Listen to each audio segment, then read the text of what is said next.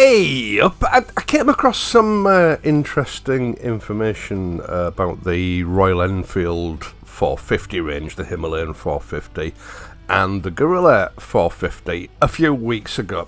And it got me thinking about the sort of 350, 450 class of motorcycles and how they're panning out worldwide at the moment. The other thing as well is some rumours, and I will sort of make it clear, they are just rumours that I've heard in the comments section. I mean, I get a lot of information from the comments section. You get the odd comment here and there which you just dismiss.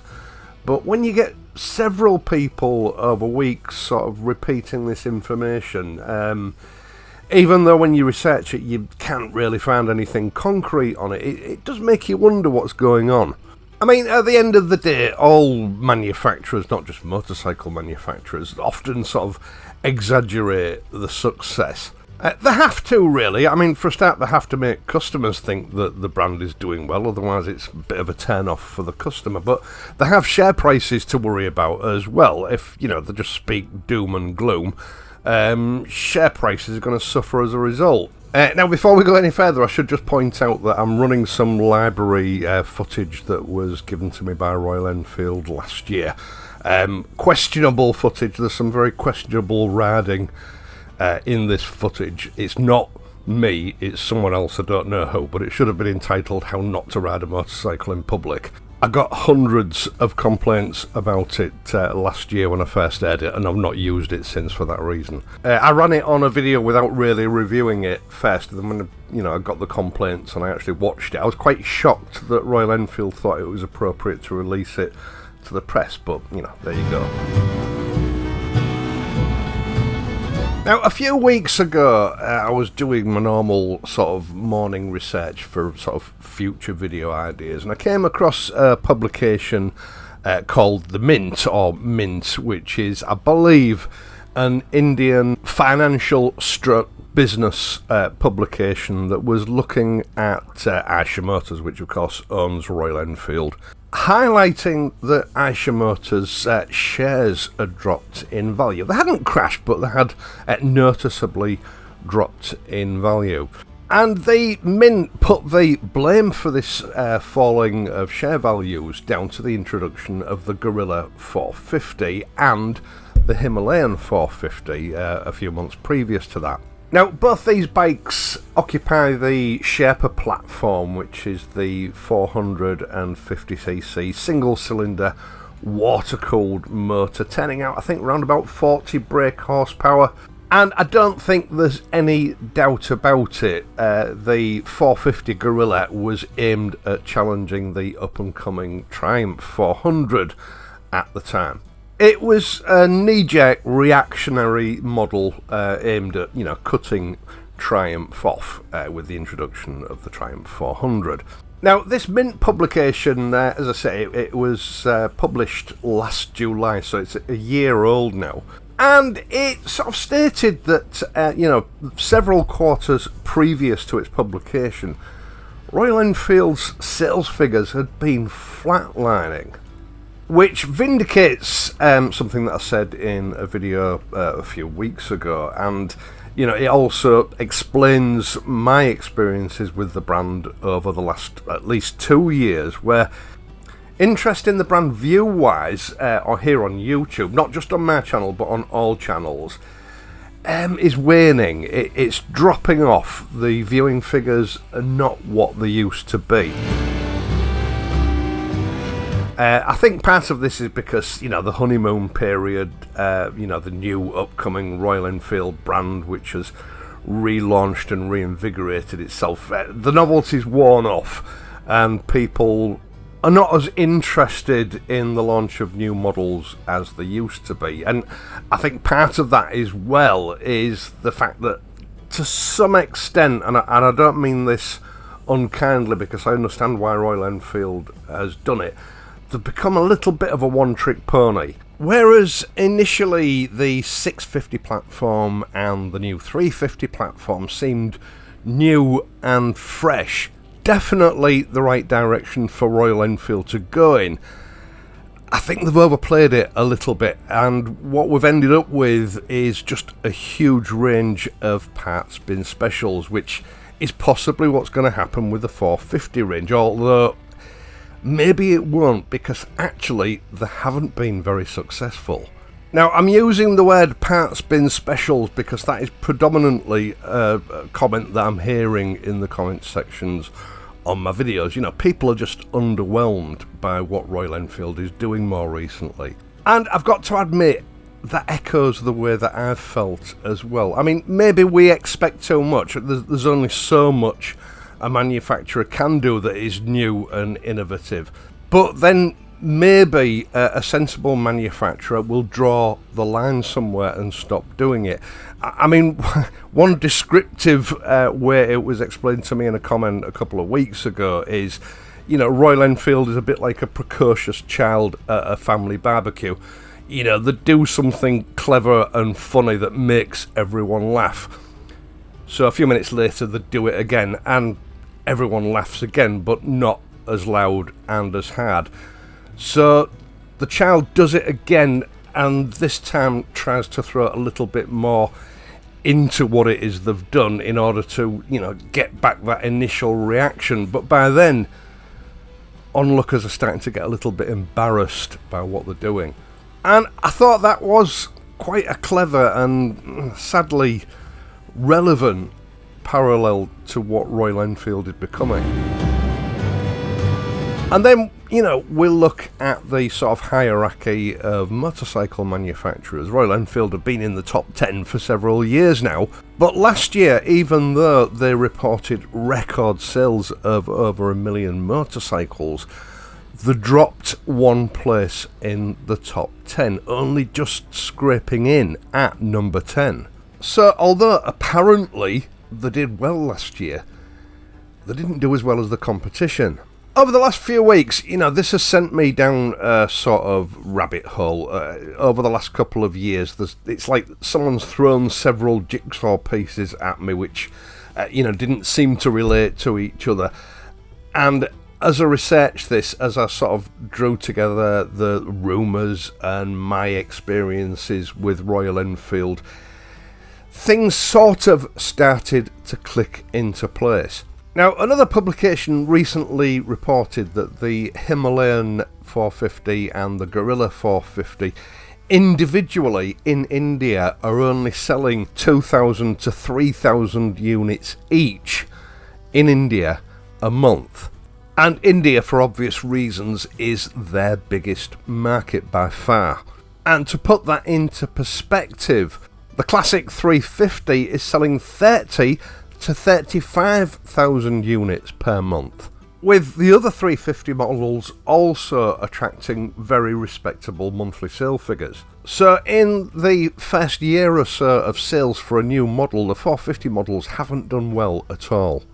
Which, if I'm honest, is about what I expected. Now, the Triumph 400, it seemed pointless to me. It was obvious what Triumph were doing. They were doing what they've always done. The top trumps game. A few more CCs, more power, more performance.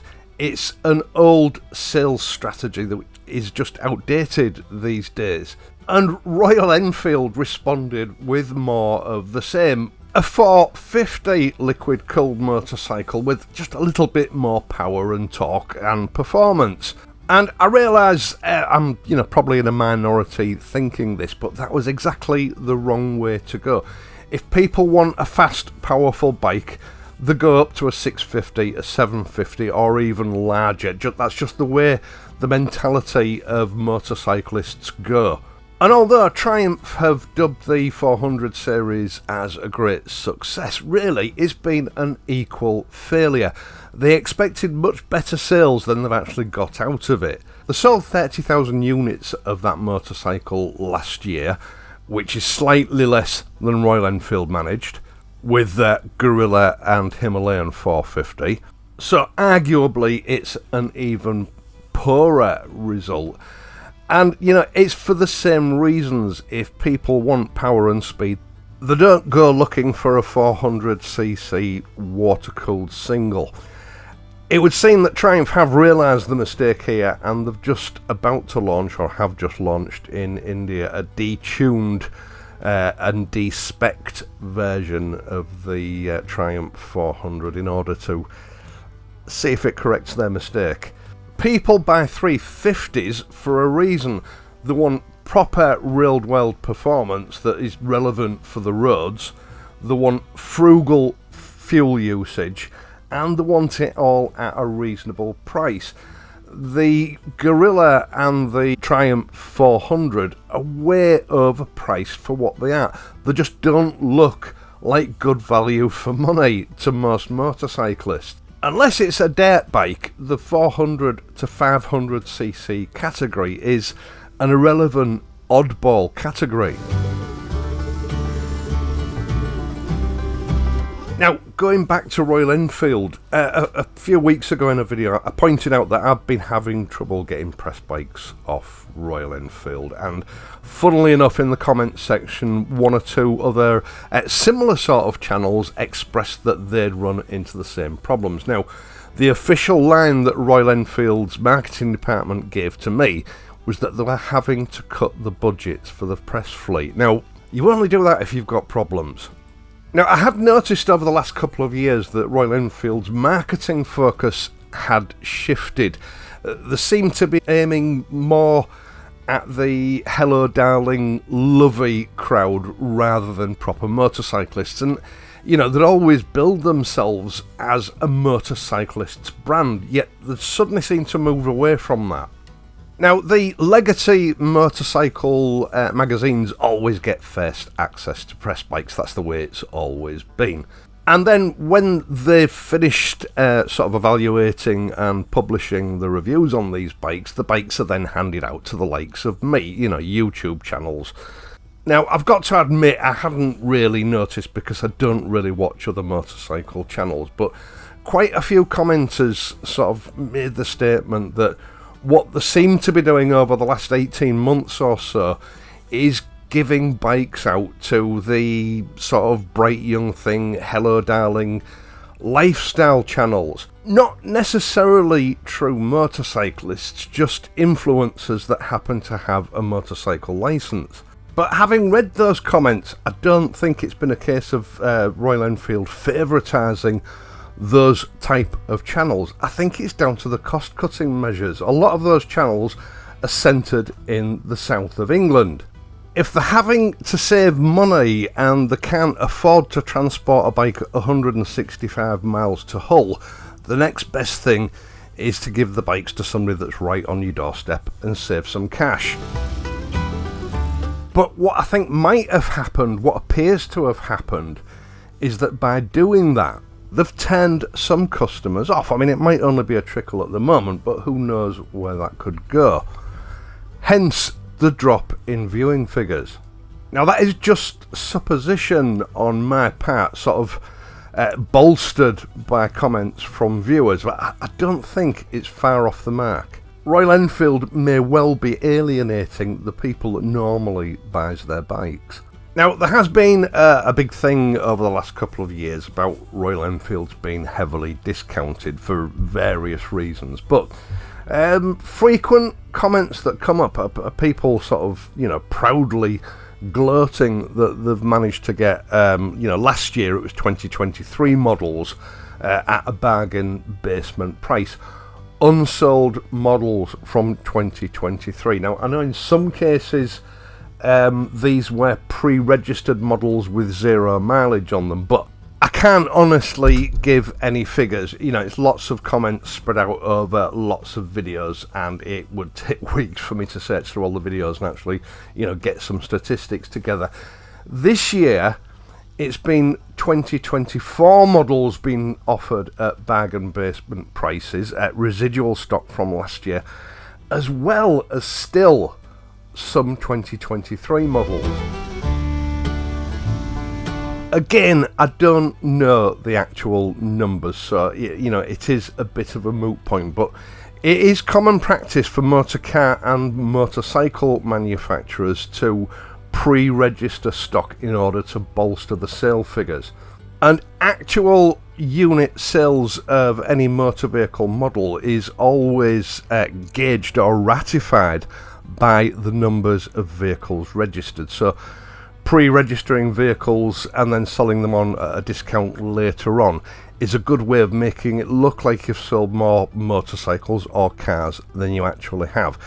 The fact is, a lot of those are still sitting in a warehouse or in dealership showrooms somewhere. So, you know, knowing that those comments exist and people are buying these bikes, and considering that, you know, you're possibly talking worldwide, not just in one country or another, it does call into question the record sales figures that Royal Enfield announced last year, especially when you consider that previous to that, the sales figures were officially flatlining.